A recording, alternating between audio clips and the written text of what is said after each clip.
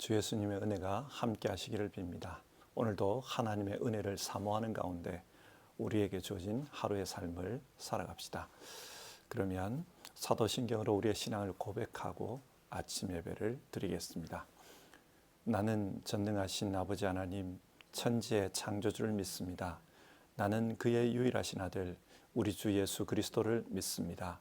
그는 성령으로 잉태되어 동정녀 마리아에게서 나시고 본디오 빌라도에게 고난을 받아 십자가에 못 박혀 죽으시고 장사된 지 사흘 만에 죽은 자 가운데서 다시 살아나셨으며 하늘에 오르시어 전능하신 아버지 하나님 우편에 앉아 계시다가 거기로부터 살아있는 자와 죽은 자를 심판하러 오십니다.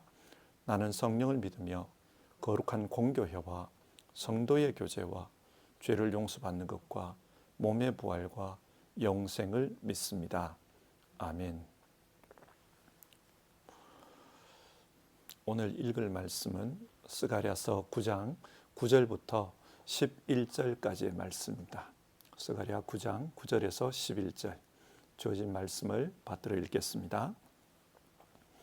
도성 시온아 크게 기뻐하여라.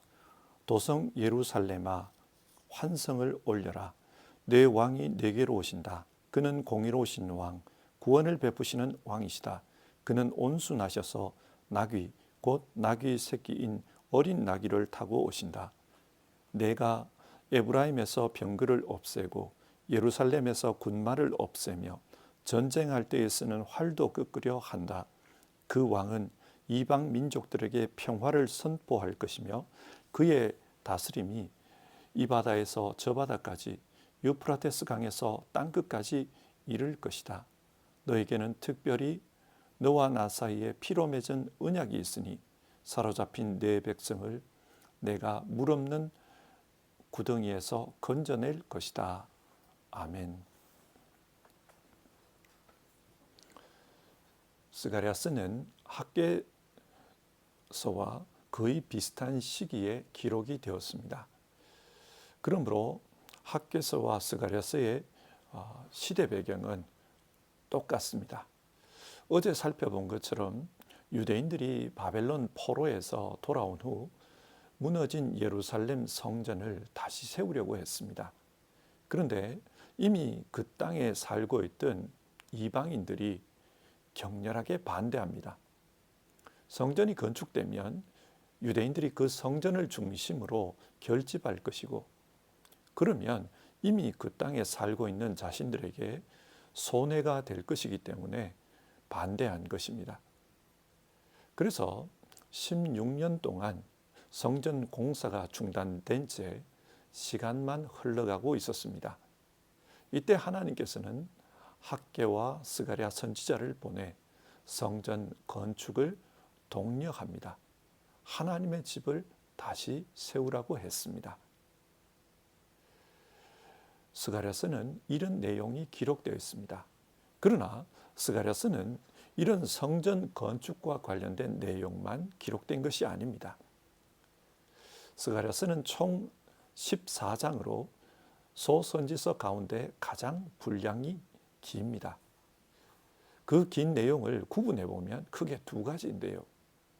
첫 번째는 1장에서 8장, 당장에 이루어질 일들에 대한 하나님의 예언의 말씀이 기록되어 있습니다. 성전 건축과 예루살렘 회복에 대한 말씀입니다.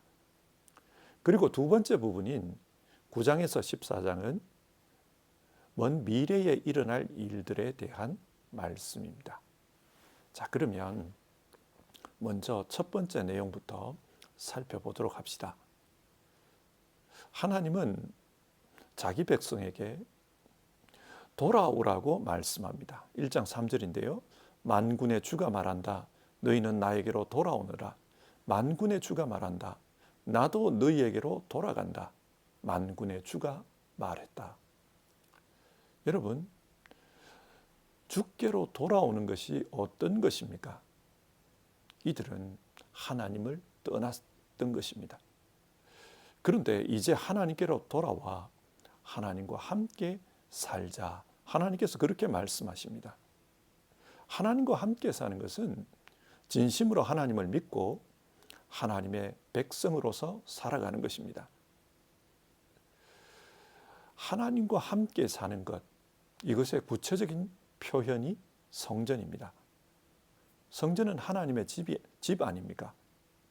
하나님께서 우리와 함께 계신다. 그것을 상징적으로 보여주는 건물이 성전입니다. 그래서 하나님께서 나도 너희에게로 돌아간다.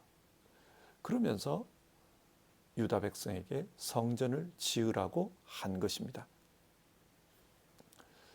하나님은 이 명령을 하시면서 8가지의 환상을 보여주셨습니다. 그 환상의 내용을 간략하게 살펴보면 첫 번째 환상이 화석나무 사이에 선 사람에 대한 환상입니다. 이 환상은 하나님께서 이 세상을 살펴보고 계신다. 그리고 황폐한 예루살렘 성을 다시 회복하실 것이다. 성전을 다시 세우실 것이다. 그것에 대한 내용입니다. 두 번째 환상은 네 뿔과 네 대장장이의 환상입니다.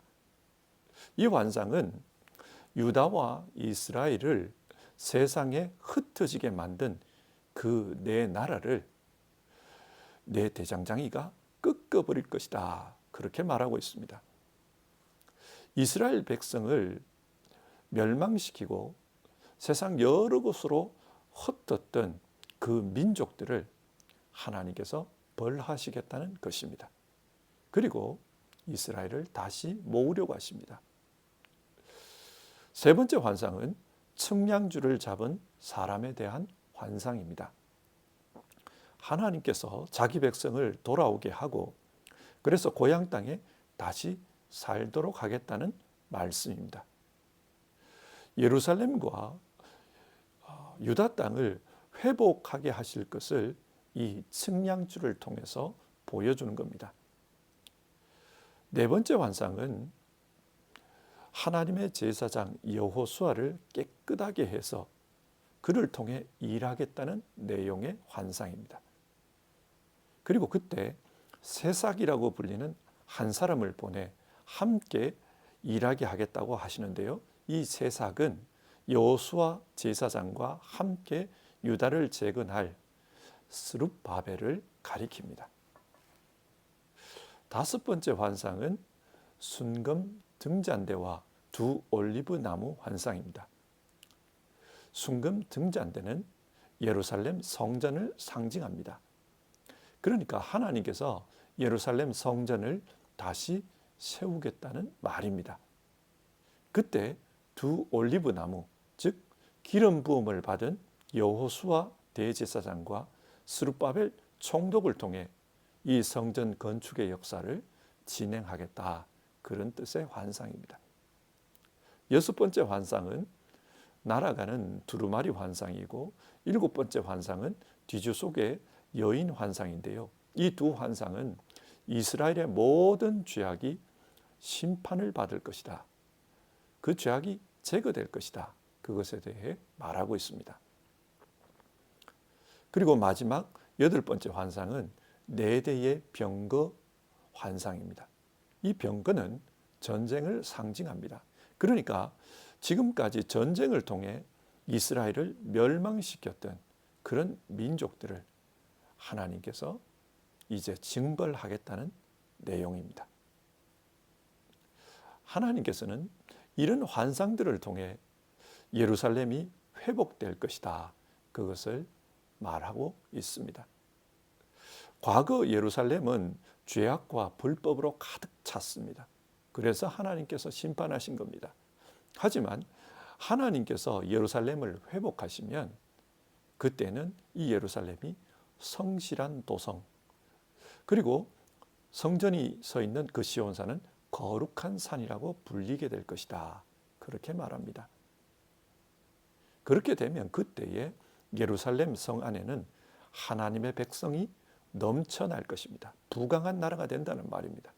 그리고 하나님의 공의롭고 신실한 통치가 그곳에서 이루어질 것이라고 말합니다. 이런 하나님의 통치가 이루어지게 되면 이방 민족들도 예루살렘으로 몰려와서 하나님의 은혜를 간구할 것이다. 스가랴서 8장은 그렇게 말하고 있습니다. 하나님의 통치가 이루어질 것이다. 그런 내용입니다. 그런데 이런 하나님의 통치는 예루살렘의 성전이 세워지는 것과 연관이 있습니다. 하나님께서 자기 백성에게 돌아오셔서 함께 사시기 때문에 이런 변화가 일어난다는 겁니다. 성전을 세우기 전에는 이웃끼리 서로 대적하며 살았습니다. 경제적으로도 힘들었습니다. 하지만 성전을 짓고 나면 경제적으로도 복될 것이고 저주가 변하여 복이 될 것이다. 그런 말씀을 하십니다. 성전은 하나님께서 우리와 함께 계신다. 그것을 나타내는 상징적인 건물입니다. 하나님께서 함께 하시면 그 성 예루살렘에 큰 변화가 일어나게 되는 겁니다. 그래서 하나님은 지금 내가 너희에게로 돌아가니까 성전을 다시 세우라. 그렇게 말씀한 것입니다. 자, 이렇게 하나님께서 자기 백성에게로 돌아오면 하나님의 백성들은 어떤 반응을 보여야 합니까? 마음을 새롭게 해야 합니다. 7장을 보면 왜 예루살렘이 망했는가? 그에 대한 내용이 나오는데요. 하나님의 말씀을 거역했기 때문입니다. 그들이 마음으로 하나님을 믿지 않은 것입니다. 그리고 바벨론 포로로 끌려간 이후에도 5월과 7월에 금식하며 애통하기는 했는데 진실한 마음으로 한 것이 아니었습니다. 마음의 변화가 없었습니다. 이처럼 삐뚤어진 마음으로는 하나님의 구원을 맛볼 수가 없습니다. 그래서 마음을 새롭게 하라. 새로운 마음으로 하나님께 순종하라. 그것을 말씀하고 있습니다. 하나님께 순종하는 것은 서로 진실을 말하는 것이고 법정에서 공의롭게 재판하는 것이고 또 사람들 사이에 평화롭게 사는 것입니다. 그리고 이웃의 것을 탐내지 않고 약한 자들을 해치지 않는 것입니다. 이렇게 새로운 마음으로 살아가면 그들 가운데 하나님의 통치가 나타나게 될 것입니다.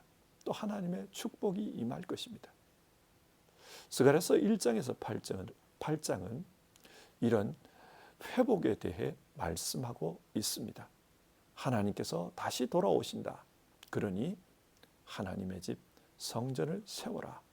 그러면 그 땅이 번성하게 될 것이다. 그것을 말씀합니다. 그러면 이어서 스가랴서 두 번째 내용을 살펴봅시다. 두 번째 내용은 9장부터 14장에 기록되어 있습니다. 이곳의 내용은 마지막 때에 임할 하나님의 심판과 구원에 대한 내용입니다. 먼저 하나님의 백성을 괴롭힌 이웃 나라들을 하나님께서 심판하겠다고 하십니다. 그리고 이방 나라들과 하나님께서 싸우겠다고 하십니다. 그렇게 되면 하나님의 백성들에게는 구원이 임합니다. 뿐만 아니라 하나님의 백성들을 거릇된 길로 가도록 내버려둔 싹군 지도자들을 하나님께서 심판하겠다고 하십니다. 하나님의 백성을 불쌍히 여기지 않고 그들로부터 자기들의 유익만 취하는 싹군들을 벌하겠다는 겁니다. 그리고 하나님께서는 자기 백성들 가운데 죄와 더러움을 씻어내서 깨끗하게 하겠다. 그래서 그 땅에 평화가 임하게 하겠다. 그런 말씀도 하십니다. 자, 하나님은 지금 이스라엘 땅에서 심판이 일어날 것이다. 그것을 말씀합니다. 그리고 그 심판을 통해 구원이 임할 것도 말씀합니다. 그런데 여러분, 이런 심판과 구원을 누가 시행하는 것입니까? 메시아가 오셔서 그 일을 한다는 것입니다. 그래서 9장부터 14장에는 신약 성경에 자주 인용되는 메시아 예언이 4개가 나옵니다. 첫 번째 내용을 보면 9장 9절과 10절에 나오는데요. 메시아는 나귀를 타고 오실 것이다. 그렇게 말합니다. 이 메시아께서는 공의로우시고 구원을 베푸시는 왕이시지만 온순하시고 겸손하셔서 어린 나귀를 타고 자기 성 예루살렘에 들어오신다는 것입니다. 그러면 그 메시아께서 이 땅을 다스릴 텐데 그때는 이 땅에 전쟁이 없을 것이다. 구원이 임할 것이다. 그렇게 말합니다. 신약 성경을 보면 예수님께서 마지막 일주일 예루살렘에서 보내시기 위해 입성하실 때 이 말씀이 이루어졌다고 합니다. 주님은 나귀 타고 예루살렘 성에 들어가셨습니다. 두 번째 메시아 예언은 11장 7절인데요. 선한 목자의 예언입니다. 선한 목자는 은총이라는 막대기와 연합이라는 막대기를 가지고 하나님의 양떼를 돌보십니다. 하나님의 은혜로 또 그들을 하나 되게 하는 그런 통치를 하십니다. 그런데 그 목자께서 나중에 은 30에 팔린다는 겁니다. 은 30에 팔려서 성전에 있는 토기장이에게 던져질 것이다. 그런 예언의 내용이 나옵니다. 그리고 이것은 실제로 이루어졌습니다.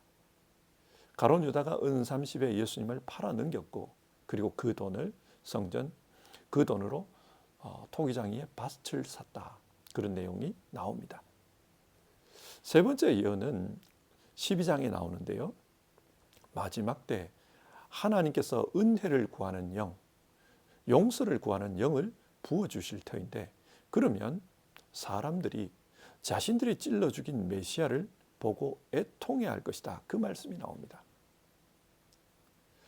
성령이 임했을 때 예루살렘 사람들이 회개합니다. 너희가 그리스도를 십자가에 못 박아 죽였다. 그 설교를 듣고 사람들이 형제들아 우리가 어찌할꼬 그렇게 애통했다는 말씀이 나옵니다. 그대로 이루어졌습니다.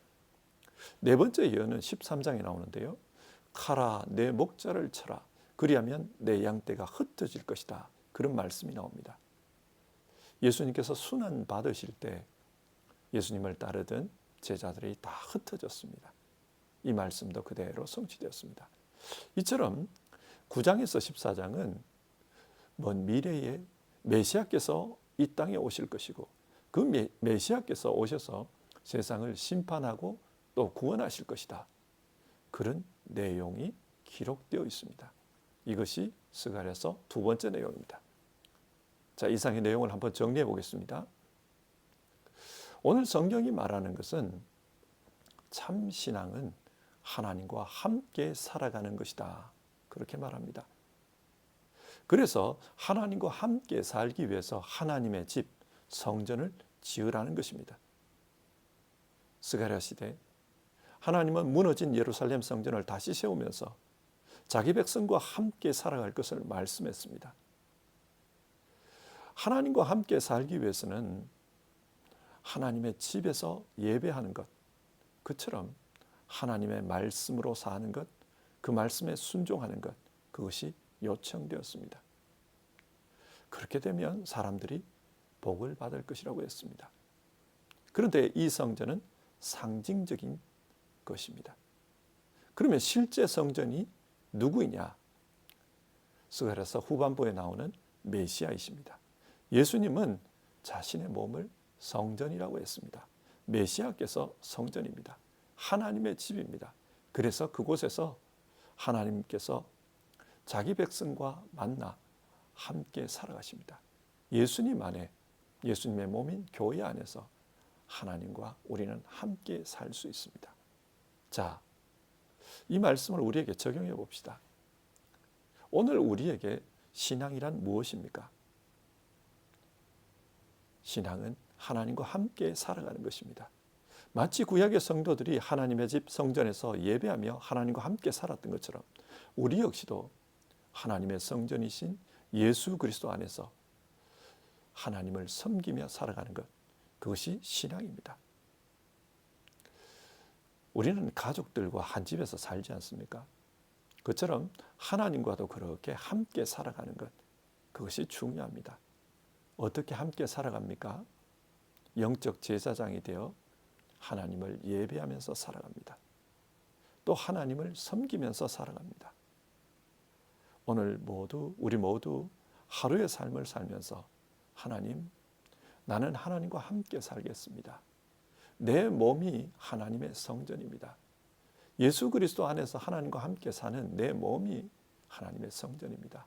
하나님과 함께 살아가겠습니다. 그런 마음으로 오늘 하루를 살아가도록 합시다. 같이 기도하겠습니다. 하나님, 오늘 성경 말씀을 통해서 신앙은 하나님과 함께 사는 것이다. 그렇게 말씀 나누었습니다. 하나님과 함께 살기 위해서 하나님은 성전을 지으라고 했습니다. 우리의 성전은 예수 그리스도이십니다. 우리의 성전이신 예수 그리스도 안에서 하나님과 함께 사는 우리 모두 되게 하옵소서. 예수님의 말씀을 믿고 또 예수님을 따르는 가운데 하나님과 함께 사는 우리 모두 되게 하옵소서. 그리고 하나님, 우리의 몸이 성전이라고 성경은 가르칩니다.